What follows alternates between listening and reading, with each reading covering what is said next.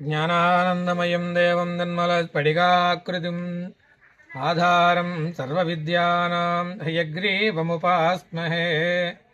శ్రీలక్ష్మీ హయగ్రీవాయ నమః. పద్మారిశంఖగదముజ్వలబాహుదండం పీతాంబరం రుచరభూషణ భూషితాంగం శ్రీభూసమేతమరవిందదళాయతాక్షం ధ్యాయే శ్రీజనార్దనహరిం సురభుంధవంజం. జాయ శ్రీ లక్ష్మీ జనార్దన పరబ్రహ్మణే నమః. అంటే కృతయుగో జనార్దన త్రేతాయుగే రామచంద్రశ్చ ద్వాపరే కృష్ణస్థ భగవాన్ కలో వెంకటనాయక. అంటే భక్తవత్సలుడు భగవంతుడైనటువంటి మహావిష్ణుమూర్తి ఈ భక్తులందరినీ కూడా అనుగ్రహించడానికని ఎన్నో విశేషమైనటువంటి అవతారాలు ధరించారు. ఆయన ఎన్ని స్వరూపాలుగా స్వామి అవతారాలు తీసుకుంటూ వచ్చినా సరే ప్రతి యుగానికో ముఖ్య అవతారంగా స్వామి తీసుకుంటూ వచ్చారో మనం గ్రహించాల్సినటువంటి విషయం.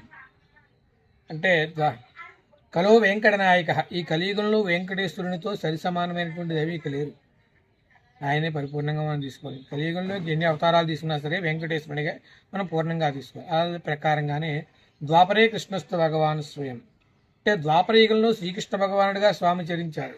ద్వాపరయుగంలో ఇంకా ఎన్ని అవతారాలు తీసుకున్నా సరే మనం పూర్ణావతారంగా తీసుకోవాల్సినటువంటి శ్రీకృష్ణ అవతారం. ఆ ప్రకారంగానే త్రేతాయుగో రామచంద్రస్య, త్రేతాయుగంలోనే పరశురామ అవతారం కూడా స్వామి తీసుకున్నా సరే మనకి పరిచయం దశావతారాల అవతారం, కానీ పూర్ణావతారంగా మన ఆ యుగావతారంగా రామావతారాన్ని పరిపూర్ణంగా తీసుకుంది. అంటే ఈ వెంకటేశ్వరుని యొక్క వైభవాలు, శ్రీకృష్ణ లీలలు, రామచరితం భక్తులకు అందరికీ కరతలామలకు అందరికీ సుపరిచితమైనటువంటి ఈ మూడు యుగాల యొక్క ఇది కూడా. అంటే మొట్టమొదటి యుగాన్ని కృతయుగాన్ని సత్యయుగం అంటారు. ఈ కృతయుగానికి జనార్దనుడిగా స్వామి చరించారు. అంటే అలా కృతయుగం అంటే రామావతారం, రావణ సంహారం, మనిషి ఏ రకంగా జీవించాలనేటువంటి నిర్ణయించడానికి, కృష్ణావతార పరిపూర్ణ అవతారం మనకి మనిషి ఏ ప్రకారంగా జీవించాలనేటువంటి అన్నీ కూడా గీతబోధ ఇత్యాదిగాలన్నీ కూడా నిర్ణయించాడు ఆయన.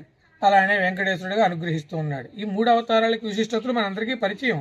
అసలు జనార్దన అవతారం ఎందుకు తీసుకోవాల్సి వచ్చింది మహావిష్ణుమూర్తి వారు అనేటువంటిది ఆలోచన తీసుకోవాల్సి వస్తే కనుక, స్వామి చతుర్ముఖ బ్రహ్మగారికి మహావిష్ణుమూర్తి యొక్క ఆజ్ఞ మేరకు సృష్టి జరుగుతూ ఉంది. సృష్టి ఆది నుంచి వస్తున్నటువంటి కాదు అది. సృష్టి అయితే జరుగుతుంది కానీ వృద్ధి చెందట్లేదు. దీనికి ఏదైనా సరే మూలం ఒక ఆధారం కావాలి అని చెప్పిన ఆయన సంకల్పించాడు చతుర్ముఖ బ్రహ్మగారు. అప్పుడు గత కల్పంలో ఆయనలోకి విడిపోయినటువంటి అనంతమైనటువంటి వేద సంపద కూడా చతుర్ముఖ బ్రహ్మగారి యొక్క 4 ముఖాల నుంచి ఒక పెద్ద రాశిగా ఉద్భవించింది. ఆ ఉద్భవించినటువంటి ప్రదేశమే ఈ ధవళగిరి క్షేత్రం. ఇక్కడ ఈ ధవళేశ్వరంలో ఈ ప్రాంతంలోనే ఆ వేదాలన్నీ కూడా ఒక పెద్ద రాశిగా ఉద్భవించాయి. వేదోద్భవం ఎప్పుడైతే జరిగిందో మహర్షులు, దేవతలు అందరూ కూడా వచ్చి ఈ వేదాలను గ్రహిద్దాం,